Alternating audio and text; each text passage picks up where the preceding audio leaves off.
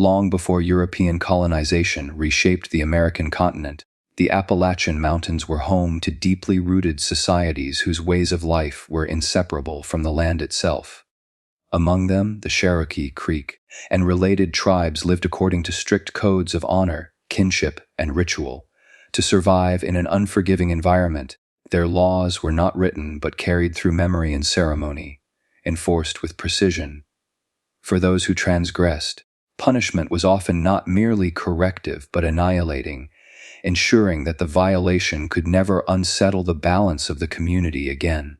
One such story comes not from songs or tribal oral tradition, but from fragments of accounts recorded by early European observers, passed through the distortion of cultural distance and mistranslation. Yet, in these fragments lies a chilling consistency, the presence of ritual execution and burial, reserved not only for enemies captured in battle, but for their own people, especially women whose lives transgressed boundaries that the tribe could not allow to remain unpunished. This woman's name was never written down. Her life survives only as a shadow in the anthropological record, but her fate speaks louder than any title. She was accused not of violence, not of conspiring against chiefs, but of violating sacred marital law. Infidelity, especially among women, was not merely seen as a private betrayal, but as a rupture in the community's spiritual order. A broken union threatened the balance of clan kinship, inheritance, and sacred reciprocity. And so to restore harmony, her life had to end in silence. The punishment was deliberate. She would not be killed in the heat of rage, nor abandoned to wilderness. She would be buried alive. Ritual burial of the living appears in multiple sources concerning southeastern tribal punishments during the pre-contact and early colonial eras. It was not arbitrary cruelty. It was symbolic erasure, the sealing away of disorder beneath the earth, forcing the offender to rejoin the soil from which all things came. Witnesses would have been few, for such an act carried a solemn weight. The community did not celebrate, they cleansed. Bound, she was lowered into a pit dug deep into the clay, rich soil. Earth was heaped upon her slowly, in layers, each layer accompanied by prayer. The suffocation was not simply physical, it was spiritual. She was denied remembrance. Her body denied the open-air funeral rites normally performed for the dead. Her name would not be spoken. No mourning song would rise for her. In Cherokee belief, to erase memory was to kill twice, first the body, then the soul. What is most disturbing in this act is not only its cruelty but its logic. To her people, this was not sadism, it was law, and yet the horror remains undeniable. She was alive when the soil closed over her. She heard the muted sounds of earth striking her chest, her face, her throat. She felt the slow, crushing weight, the darkness filling her lungs before silence claimed her. The ritual ended not when she died, but when her absence became complete. The earth was smoothed flat. The space she occupied was hidden. No marker was left behind. She was not a memory. She was a caution.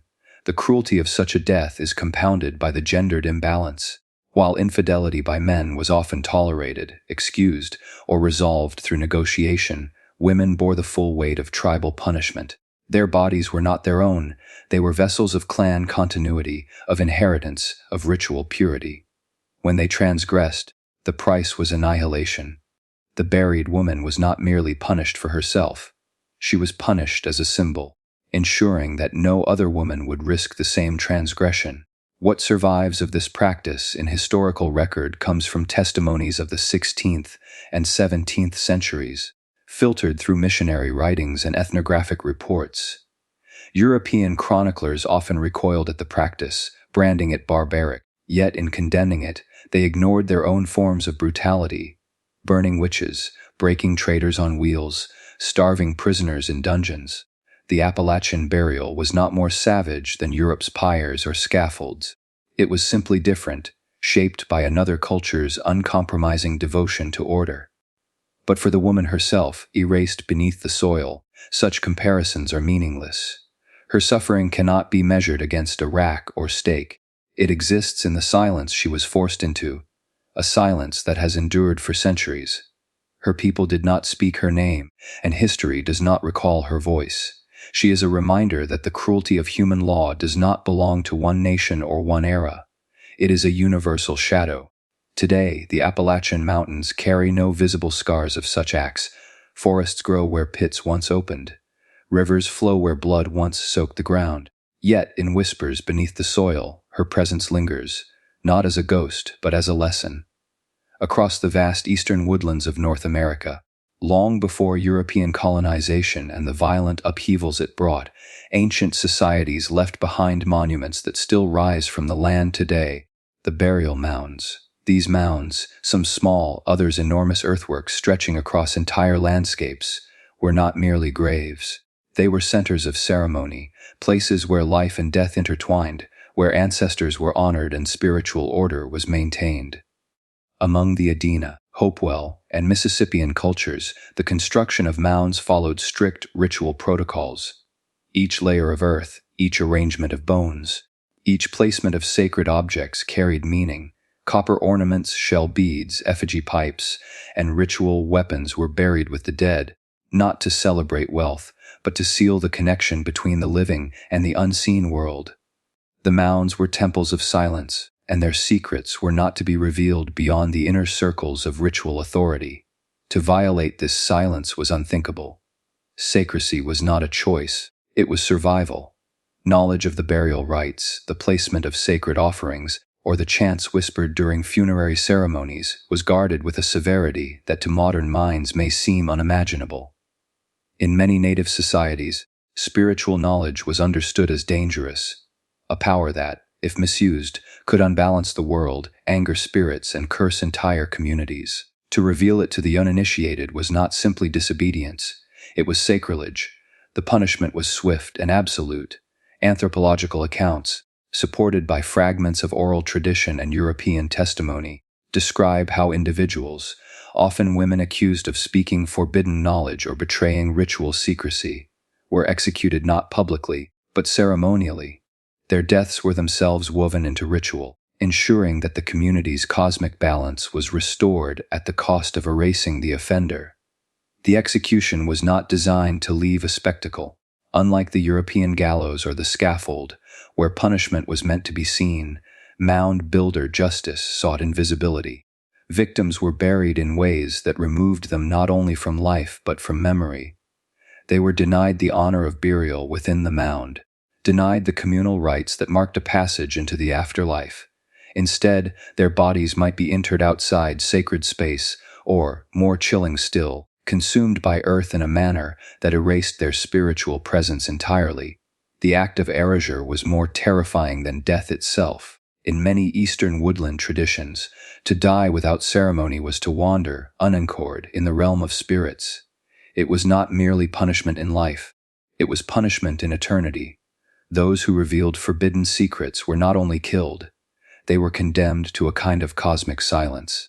The most haunting example lies in accounts of women accused of disclosing burial rites.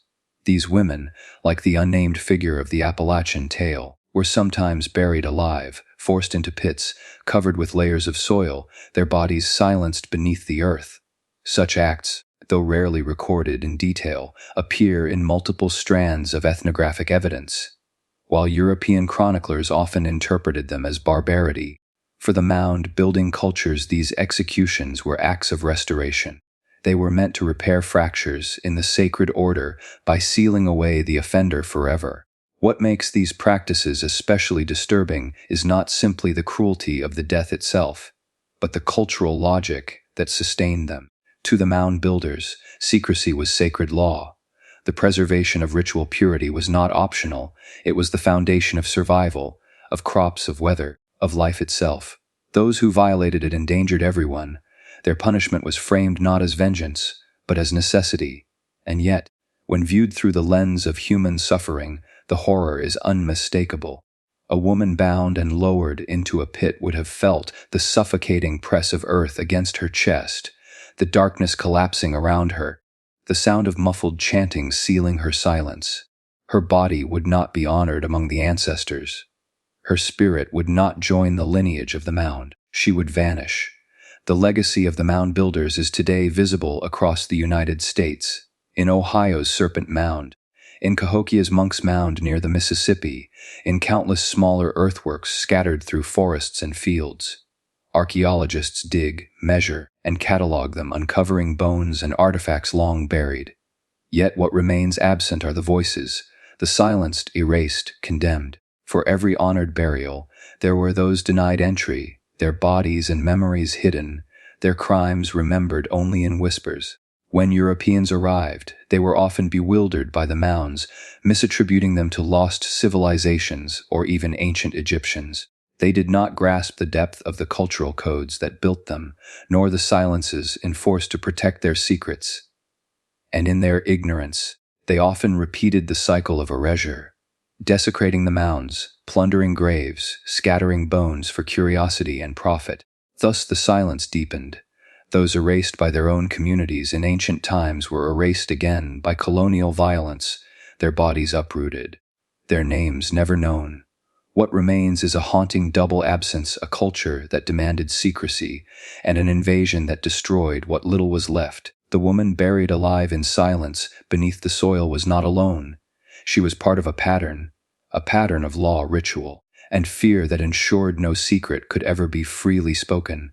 The mound builders enforced their codes with earth and silence, and the silence remains. In ancient societies of the Eastern Woodlands, ritual knowledge was a currency more valuable than weapons or land. It was guarded by a select few priests, shamans, and women entrusted with ceremonial responsibilities.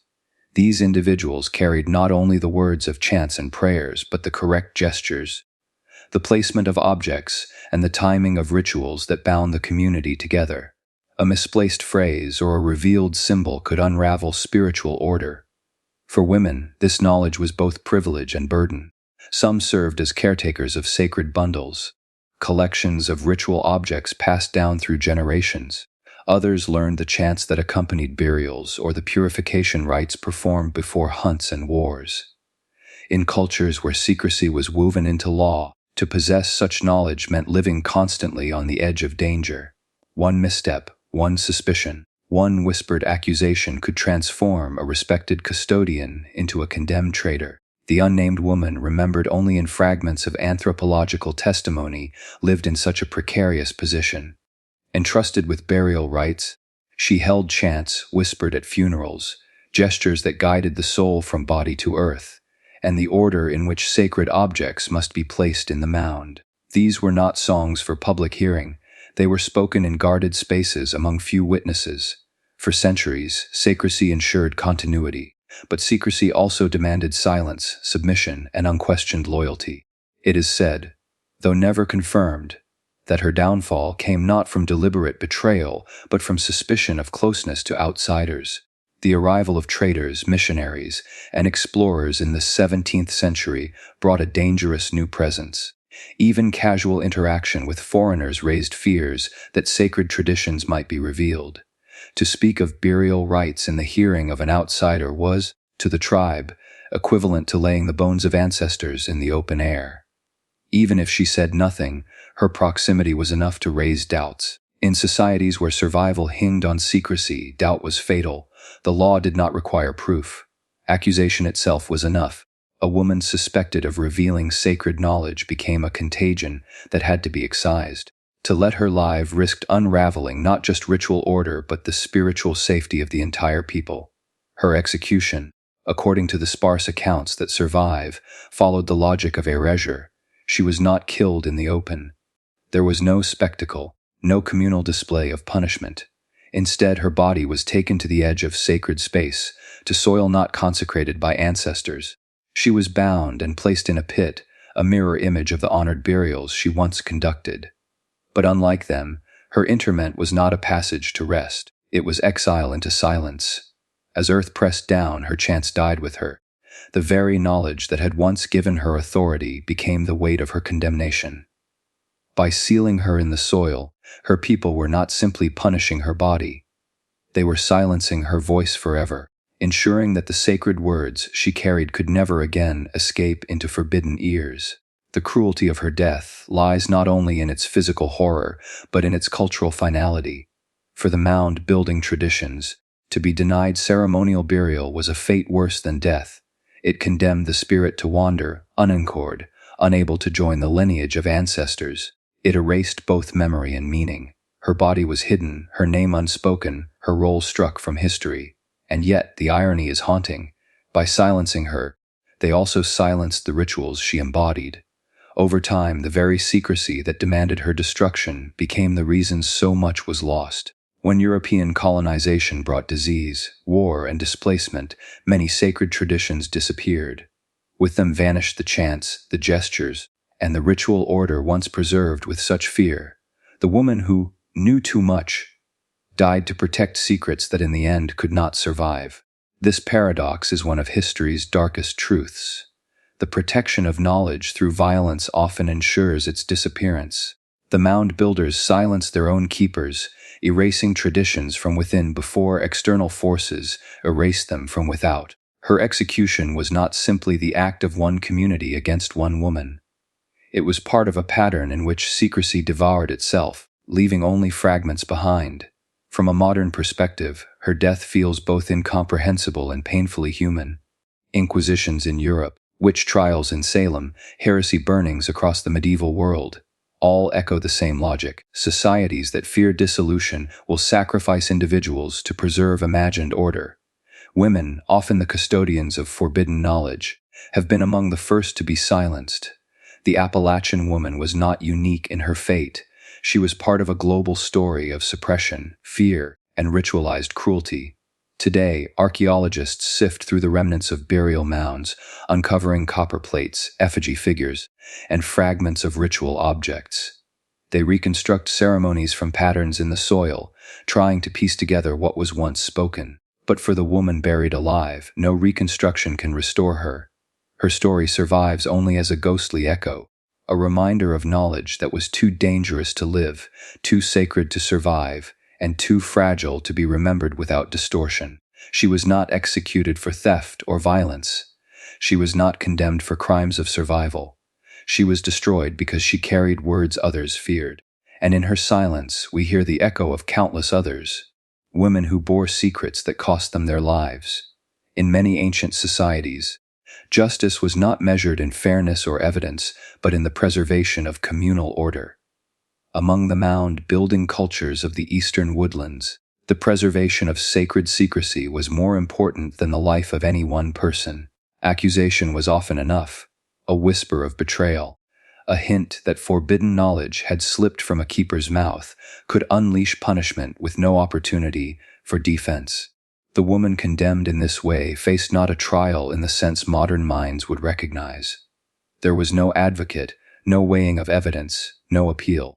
The elders of the community held the authority of both law and spirit.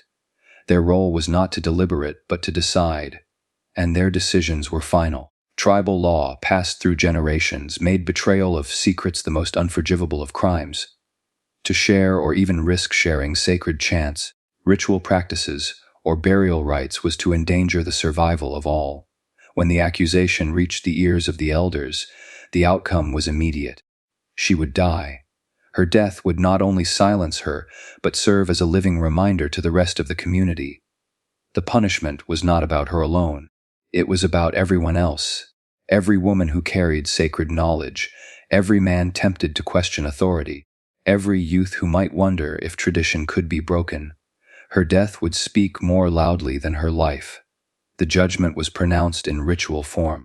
The elders declared her guilty, their words final and binding. She was given no defense, for defense itself would have been considered defiance. To protest innocence was to challenge the authority of the law, and such a challenge was itself grounds for execution. In this closed circle of power, silence was both weapon and sentence. Her punishment was not hidden in secrecy this time. Unlike the erasures that left no trace, her execution carried a deliberate public dimension. It was meant to be witnessed. It was meant to instill terror. The woman's body would become a living warning, her suffering a lesson engraved in memory. This was not justice in the sense of weighing right and wrong. It was theater of fear, orchestrated to maintain obedience. Accounts from early European observers describe similar punishments in which condemned women were bound, displayed before their people, and then executed according to ritual law. Sometimes this meant stoning with heavy earth, each blow echoing the community's rejection. Sometimes it meant slow suffocation under layers of soil or ash, while chants of purification rose from the elders. Whatever the method, the meaning was the same: to show that law was merciless, that secrets could not be betrayed, and that no individual life outweighed the community's spiritual survival. The cruelty of such punishments lies not only in their brutality but in their intent. They were not carried out in anger or vengeance. They were calm, deliberate, and ritualized. Each step was performed as though it were a necessary sacrifice, not an act of murder. For the elders, the woman's death was not cruelty but cleansing, removing a contagion before it spread. For those who watched, however, the effect was devastating. Children saw the body of someone who might have been a mother or sister consumed by ritual. Adults saw that protest was impossible, that even the hint of disobedience ended in death. The spectacle carved fear into memory. It was the kind of fear that lingered for generations, shaping behavior, silencing questions, and ensuring submission. The condemned woman herself bore the full weight of this system. She had no voice, no defense, no chance of mercy. Her body became a symbol, her suffering transformed into warning. Whatever she knew, whatever she said or did not say, became irrelevant. Her identity was erased, replaced by her role as the condemned. The most haunting aspect of her trial without mercy is its universality. Across the ancient world, similar patterns emerge. In Europe, those accused of heresy or witchcraft often faced trials where conviction was predetermined. In Mesoamerica, suspicion of betraying ritual knowledge could result in blood sacrifice. In Asia, women who violated secrecy of temple rites faced punishments as severe as exile, mutilation, or death. Everywhere, secrecy and fear combined to crush the individual. In the Eastern Woodlands, her death achieved its purpose. No one questioned the elders again. No one spoke forbidden words outside their proper time. The silence deepened, and with it, the sense of inevitability. Knowledge was preserved not only by memory but by terror. The law was not written in words but in the bodies of the condemned. Centuries later, the burial mounds remain.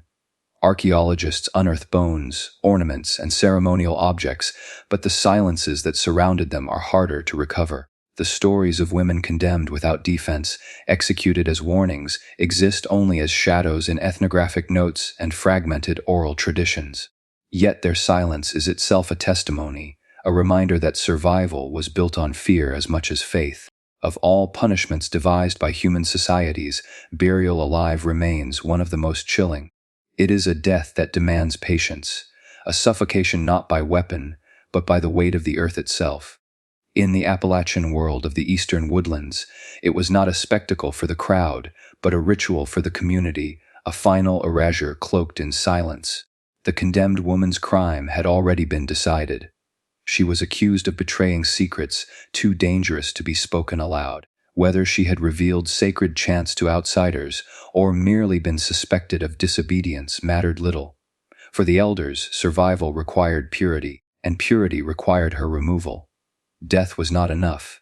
She had to be erased, sealed away so that even memory of her presence dissolved into the soil. Her execution began not with violence, but with preparation. A pit was carved into the clay, rich earth, deep enough to hold a body upright or prone, wide enough to conceal her beneath layers of soil. Such pits, archaeologists suggest, were sometimes dug near ceremonial grounds, their placement chosen to symbolize the return of disorder into the earth. Where honored dead were interred within sacred mounds, the condemned were buried apart, their bodies denied the rites that ensured continuity with the ancestors.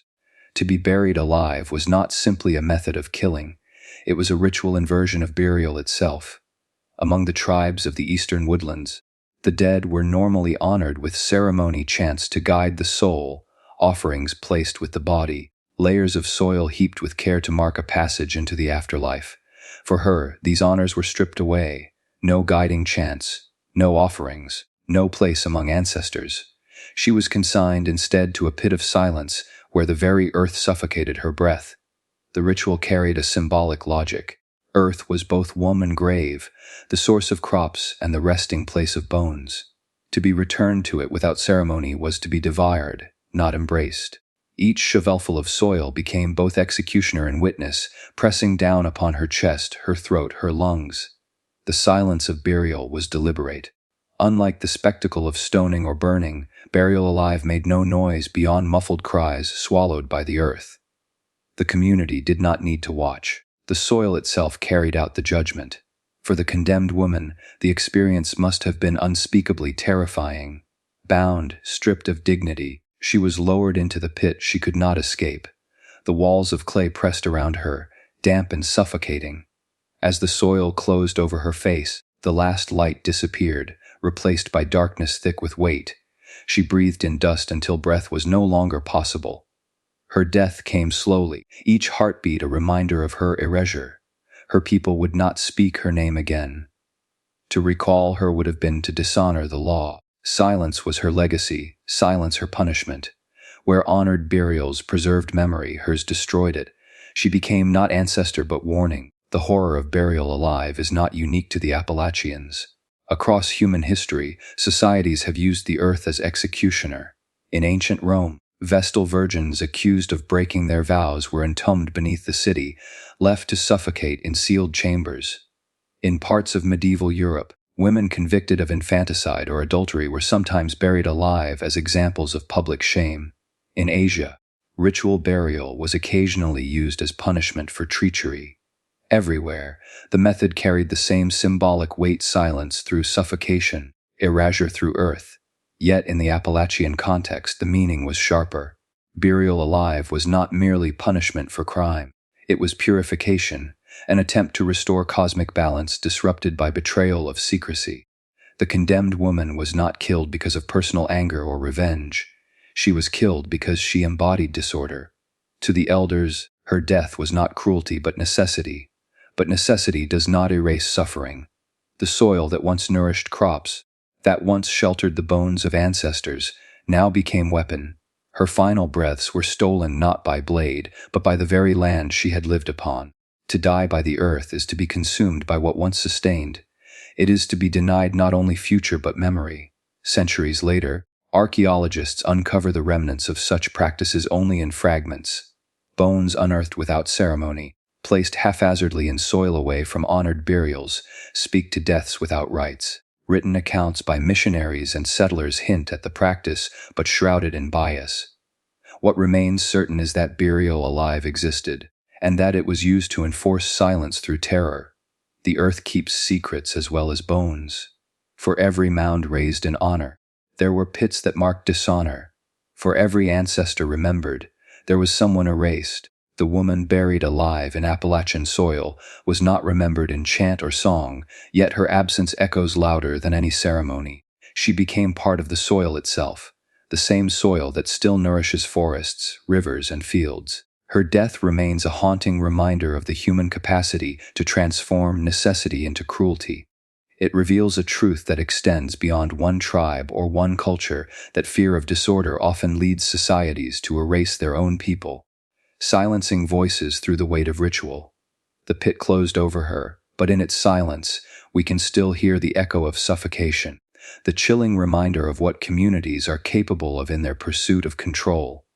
The soil was heavy, packed deliberately, each layer pressed with precision until the sound of her voice, if she still had one, could no longer carry. This was not an act of frenzy. It was ritual, controlled, deliberate.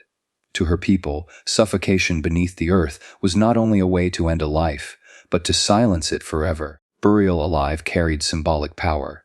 The body was denied the rituals of fire or proper interment, denied the songs that carried the spirit to the afterlife. Instead, the condemned was swallowed by the same ground that sustained the tribe.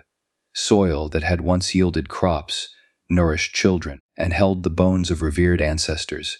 For her, it became a weapon. The earth itself turned executioner. To those who imposed it, this punishment held meaning. By filling the pit, layer after layer, they were closing the boundary between the living and the dead. She was still breathing when the first handfuls struck her face. She was still alive as the weight grew heavier. That was the essence of the cruelty, the slow recognition that the same community which had once fed her, clothed her, and taught her prayers was now intent on erasing her. Suffocation was not swift, it arrived as panic. Air thinned, chest tightened. The body instinctively resisted, thrashing in its prison, lungs searing as each breath became shorter. Some may have listened, perhaps in silence, as muffled movements gave way to stillness. In such rituals, the condemned's struggle was a necessary part of the act. Her suffering was not accidental, it was the message. Yet the physical agony was only one part of the punishment. More devastating was the stripping away of her spiritual identity. In many Eastern Woodland cultures, burial was sacred, a passage prepared by songs, by herbs, by ceremonial rites. To be denied these rituals was to be cast adrift, untethered between the living and the dead. By being buried alive without honor, she was condemned not only to death, but to spiritual annihilation. Her name would not be spoken again. Stories about her would be suppressed. Children would not be told of her existence. In societies where oral tradition carried the memory of generations, to be forgotten was a second, deeper execution. She would not join her ancestors. She would not watch over her descendants. She was erased. The mound that covered her was not a grave of reverence. It was a marker of silence. To anyone who passed, it was just another swelling of earth among countless others, scattered across the woodlands. Those who knew the truth would not acknowledge it aloud. To speak of her was to risk suspicion, and suspicion could become accusation. Fear sealed lips as tightly as soil sealed the pit. In this silence, her death transcended her body. It became law. Each suffocated breath, each clawed handful of dirt pressed against her chest, became a warning carved into memory, but never into words. Generations would learn the lesson not through story, but through the absence of it, through the knowledge that secrets were guarded by terror as much as by faith. The cruelty of this act lies not only in the suffering of the victim, but in the permanence of her erasure. The tribe ensured that she could not linger in songs or prayers. Where others were buried with offerings, beads, shells, tools meant to guide them in the afterlife, she was buried with nothing. Not even her name. Centuries later, archaeologists would unearth mounds across the Eastern Woodlands. They would find artifacts, bones, and signs of complex rituals. But for every honored burial, how many were like hers, concealed, silenced, and hidden from memory? The earth preserved both devotion and cruelty with equal indifference. The living had intended that no one remember her, and for generations, that intention succeeded. Her story survives only as possibility, as a reconstruction of what might have been. That is the final cruelty even now. She remains voiceless, reduced to fragments of soil, fragments of cultural record, and fragments of warning. The silence imposed upon her has never fully lifted. This was the meaning of her punishment. Death alone could not suffice. Pain alone was insufficient. The true weight was in forgetting, in ensuring that her life was swallowed, her spirit unanchored, her memory forbidden. Burial alive was the method, oblivion was the sentence. When the last handful of soil fell, there was no grieving song, no wailing, no mourning. Instead, the air filled with the low rhythm of chanting, steady, deliberate, unbroken. It was not a song of farewell, but of binding. Each voice joined to mark her soul, not to guide it toward ancestors, but to tether it to the ground where she suffocated. The community's rites drew their power not from compassion, but from control. Smoke rose from smoldering herbs thrown onto the mound, curling through the night air, carrying with it the bitter scent of purification. The people circled the burial site, repeating words handed down by generations, words believed to strip the spirit of its passage to the afterlife. For the condemned, there would be no journey, no transformation, no place among the honored dead. In many tribal traditions, ceremony was a bridge between worlds. Ritual chants guided the soul across boundaries, ensuring safe passage. To be denied this bridge was already an exile. But here, the ritual was inverted. The chants did not open paths, they closed them. Each word sealed the soil more tightly than clay. Each rhythm hammered the message into the earth. She is not among us. She will never be among us again. The burial became law in sound as well as in silence. What had been decided by leaders and elders was now enforced by spirits and smoke. Those who stood nearby understood the meaning. To resist was to challenge not only human authority, but the unseen forces invoked that night. The ritual did not simply kill her body, it sanctified her absence. The cruel brilliance of this act was that it extended beyond her grave. In tribal law, her punishment became legend. She was to be remembered not as a woman, but as a caution. Mothers could point to the mound in secret whispers. This is what happens to those who betray, those who break law, those who resist. The story, stripped of detail, carried only fear. She had no name, no lineage, no identity, only a fate.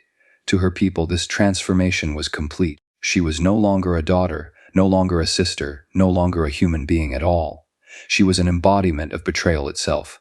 Denied honor, denied voice, denied even a path to death, she existed only as a symbol, a living warning cast into silence.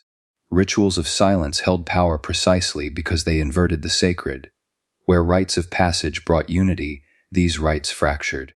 Where songs once connected ancestors with descendants, these chants severed the bond deliberately. Her erasure was ritualized, made holy by the very customs that once sanctified life. The mound itself became a forbidden place. Children were told to avoid it. Hunters and gatherers gave it a wide circle. To approach too closely was to risk contamination from the restless spirit beneath. For though she was erased from memory, she was not released. Ritual law condemned her soul to wander, tethered to the soil, a ghost without direction. That was the deeper cruelty to die and yet not rest.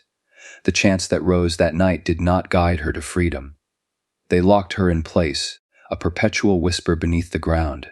Her suffocation became endless, carried on as belief, carried on as story. Even those who feared her would repeat the tale, not to honor but to warn. Centuries later, anthropologists studying burial sites across the Appalachians would speak of ritualized exclusions. Bodies placed differently, denied offerings, interred in ways that marked them as cursed or criminal. These were the remnants of the forgotten, the condemned, those whose silence was made permanent by ritual. Her fate was not unique, but in its precision it revealed the chilling logic of cultural punishment. That death was not enough. To be erased required participation. Each chant, each step in the ritual, was a community's complicity. Every witness became an accomplice in the silence, and so the mound stood as more than a grave. It was a boundary, a marker not of memory, but of prohibition. The soil kept her body. The ritual kept her spirit. The community kept her absence. Together, they ensured her obliteration would endure beyond life. Her mound never bore a name. No carved stone, no markers of family or kin. It was left as raw earth, blending into the land as though nothing had ever happened. Yet, the absence was louder than memory. The people who had buried her knew that the story could not vanish. It would echo. And so they reshaped it, controlling how it was told. Her death was not retold as tragedy, but as instruction. Mothers leaned close to their daughters by the firelight, their voices hushed, reminding them that silence was survival. To speak too much, to stray too far from the line of obedience, was to risk becoming the next nameless mound in the earth. Children absorbed the warning not as history, but as law. To remain unseen was to remain alive. Knowledge itself became dangerous. The details of her crime, if there were any beyond accusation, blurred into nothing. That blur was intentional. Without names or specifics, her fate became universal. Anyone could be her. Any mistake could bring the same punishment. It was not her story they preserved. It was the fear her story created. Generations later, when hunters crossed that stretch of land, they avoided the spot without knowing why. They only felt the unease taught by ancestors. Whispers persisted that the soil there was unsettled, that the air carried a heaviness. Stories shifted from her burial to ghostly sightings, to spirits that walked in silence, to warnings of cursed ground. Fear mutated, but it never disappeared. The soil of Appalachia, rich and fertile, grew not only crops but memories buried deep. Families who farmed the land often spoke of it as alive, an earth that gave but also took. Beneath the roots of corn and beans lay bones, not all of them honored. Every generation added new burials, new layers of silence, new chapters of stories too dangerous to speak aloud. The earth became both a provider and a graveyard of secrets. The cruel brilliance of erasure was that it became tradition. No one remembered her name, yet everyone remembered her warning. Silence spread like an inheritance, passed from grandmother to mother to daughter. It was not love that guided these teachings but fear, and fear, once planted, was harder to uproot than corn or wheat. Even those who broke away from the old rituals could not escape their shadow. Centuries later, Appalachian folklore still carried fragments of her punishment. Tales of women buried in silence, of restless souls tethered to the ground, of whispers in the wind that carried warnings. Scholars might dismiss them as superstition, but superstition often blooms from truth. Her legacy lived not in who she was, but in what she became, a reminder that survival was fragile, that a single accusation could erase a person, that the earth itself could swallow not just bodies but voices. And this was the deeper tragedy. Her story had no hero. No one remembered her face. No one remembered her words. She was stripped of individuality and transformed into a faceless warning. Yet even in this, her presence endured, not as herself, but as the silence she left behind. In this way she became eternal. Her suffocation beneath the soil became the suffocation of countless voices after her. Women who wished to speak but did not. Men who wished to question but remained quiet. Children who grew up believing silence was the safest path. She was buried once, but her burial repeated endlessly in every unspoken truth. The Appalachian land carries beauty, rolling mountains, flowing rivers, dense forests that whisper with wind. But beneath that beauty lies a history not written in books, but in silence. Each generation that worked the land did so with caution, remembering that the earth could give life. But it also remembered, and what it remembered was not always kind.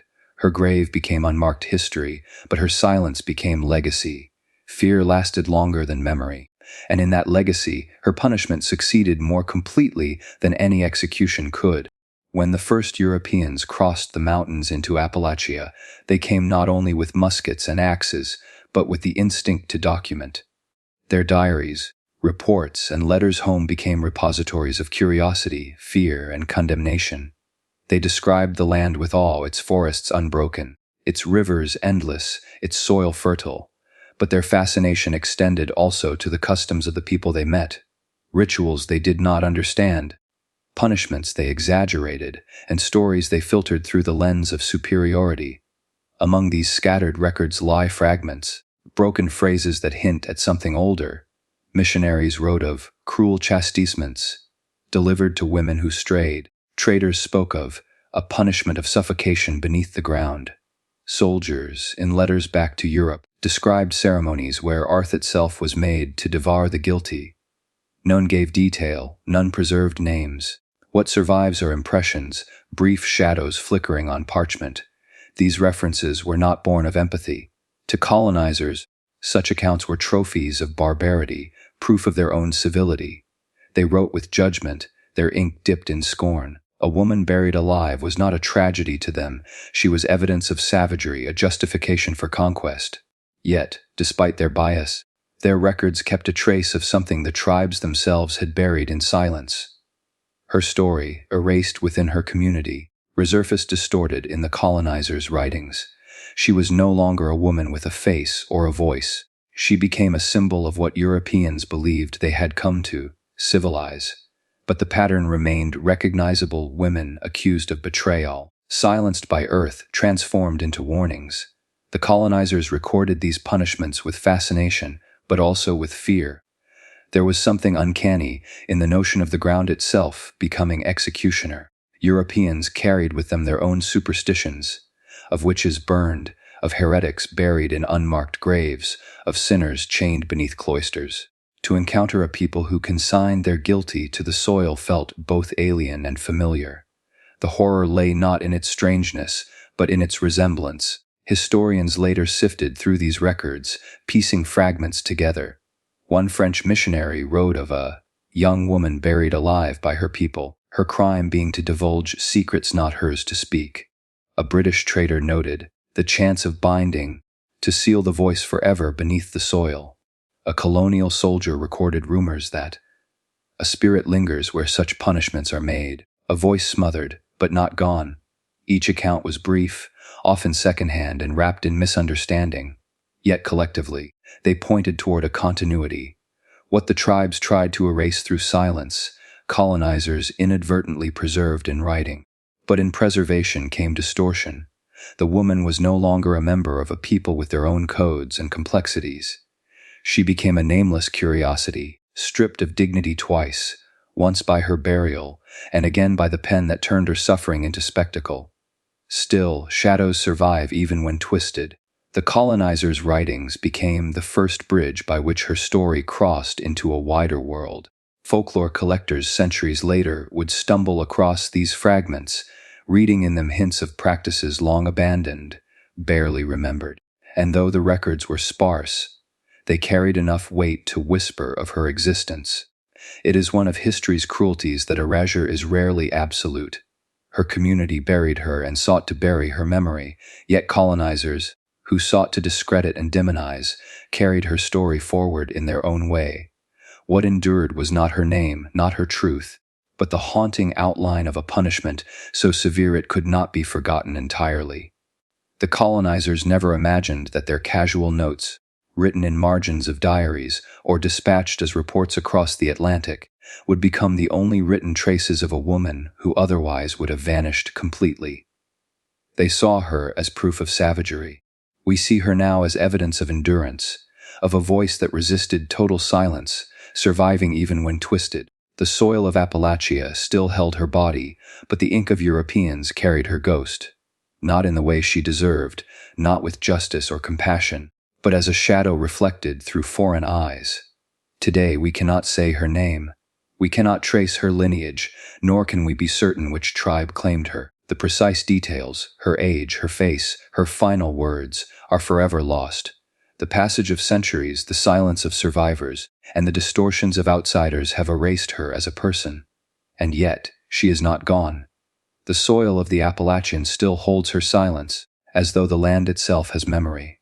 Where forests grow, where rivers cut valleys, where mist clings to ridges, her presence lingers in absence. Every unmarked patch of earth could conceal the remnants of a ritual meant to erase not only a body but a warning.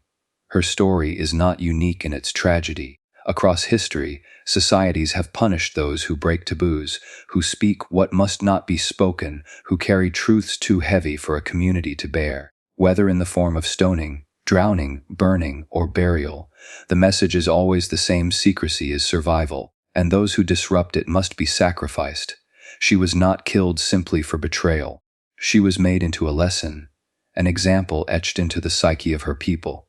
Her punishment was not merely execution, it was annihilation. Her voice buried beneath soil was meant to echo as a warning across generations. Some knowledge is forbidden, some truths too dangerous. In this way, her burial was both personal and political. She died because she spoke, but she also died because silence was power, and those in power feared what her words might unravel. Human societies, from the smallest clans to the grandest empires, have always weaponized secrecy. Control depends upon what is hidden, upon who may speak and who must remain voiceless. Her grave was a mechanism of control, yet what her people intended as erasure became, paradoxically, a form of survival. By turning her into a warning, they ensured she would not be entirely forgotten.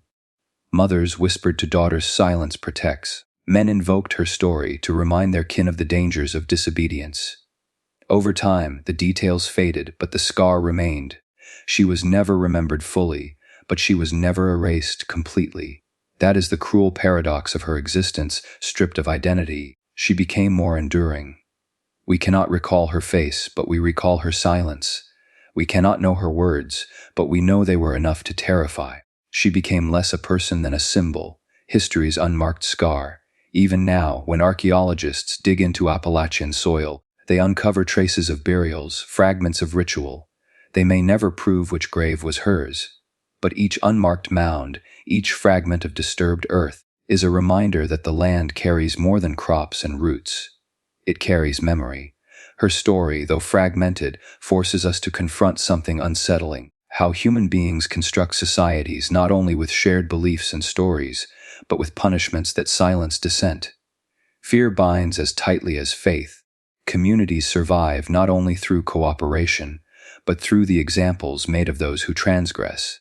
Her body beneath the ground was a bond as much as it was a grave. And this is why she matters still. She was more than a victim of tribal law. She was evidence of a universal pattern. The way fear becomes inheritance, just as her people passed on crops, songs, and tools, they passed on the memory of punishment. Fear itself became a form of knowledge. But history never keeps fear intact. It distorts, reshapes, and repurposes it. Colonizers reframed her story as savagery. Folklore transformed it into ghost tales. Modern scholars read it as anthropology. Yet beneath every retelling lies the same wound: a woman's silence to preserve a secret. Her story forces us to ask, how many others have been buried the same way, in every culture, in every age? How many names are lost? How many warnings whispered? How many lives erased to preserve control? She is one of countless unmarked scars. Still, even erased, she resists oblivion. She endures not as a legend, but as a question, not as a heroine, but as a silence that unsettles. To remember her is not to restore her identity. That is impossible. To remember her is to acknowledge what societies do when they fear the power of words. She is gone, yet she is with us, buried but never gone. Thanks for diving into the shadows of history with me today. Remember, the past isn't always buried quietly. Sometimes, it screams from the depths of time. Until next time, stay curious and beware what secrets lie beneath. See you in the next dark tale.